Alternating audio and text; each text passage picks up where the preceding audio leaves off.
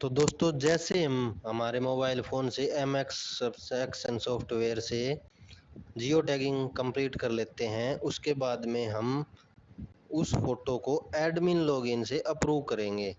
उसके लिए हमें कैसे कहाँ पर जाना पड़ेगा, लॉगिन करना पड़ेगा एडमिन आईडी से, मेन्यू पर क्लिक करना पड़ेगा और वो फोटो हमें दिखाई देगी जब हम MXN सॉफ्टवेयर पर क्लिक करेंगे। और MXN सॉफ्टवेयर पर मॉडरेट फोटोज के अंदर जब हम तो दोस्तों हमने उस फोटो को यहाँ पर अप्रूव कर दिया है। अप्रूव करने के बाद में आपको क्या करना है, दोबारा से जाना है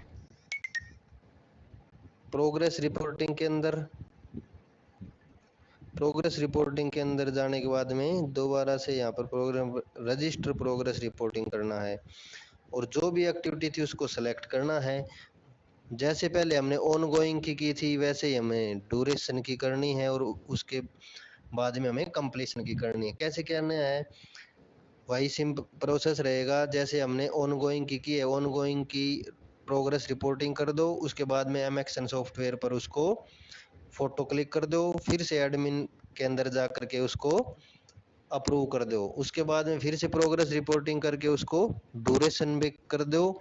ड्यूरेशन पर करने के बाद में दोबारा से MXN सॉफ्टवेयर पर जा करके उसकी फोटो क्लिक कर दो, डाटा सिंक कर दो। उसके बाद में एडमिन लॉगिन से उसको अप्रूव कर दो और उसके बाद में सबसे आखिर में कंप्लीशन की प्रोग्रेस रिपोर्टिंग करके उसको MXN सॉफ्टवेयर पर फोटो क्लिक करके एडमिन लॉगिन से उस फोटो को अप्रूव कर देना है।